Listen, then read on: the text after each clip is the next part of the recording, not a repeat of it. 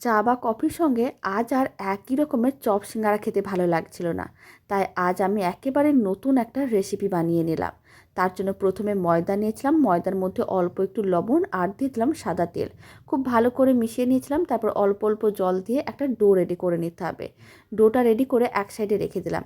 এবার আমি দুটো সেদ্ধ আলুকে গ্রেটারে গ্রেট করে নিয়েছি, আর আমি নিয়েছি ফুলকপি। সেদ্ধ ফুলকপিগুলোকে একইভাবে গ্রেট করে নিতে হবে। তার মধ্যে দিতে হবে স্বাদ অনুযায়ী লবণ, কুচনো ধনেপাতা, আর দিতে হবে অল্প করে একটু ভাজা মশলার গুঁড়ো, আর দিয়ে দিলাম অল্প একটু গরম মশলার গুঁড়ো আর লঙ্কার গুঁড়ো। সমস্ত কিছু একসঙ্গে ভালো করে মিশিয়ে নিতে হবে। তারপরে এর মধ্যে দিতে হবে মজরেলা চিজ। চিজটা একেবারে অপশনাল, আপনারা চাইলে দিতেও পারেন, নাও দিতে পারেন, তবে চিজটা দিলে খেতে অনেক বেশি ভালো লাগবে। এবার ডোটা থেকে লেচি কেটে নিতে হবে। লেচিগুলোকে কেটে নিয়ে এরকম একটা ছান্তা নিতে হবে। ছান্তার মধ্যে লেচিটাকে ভালো করে চারিদিকে ছড়িয়ে নিতে হবে, বেলার পলির কোনো ঝামেলাও থাকবে না।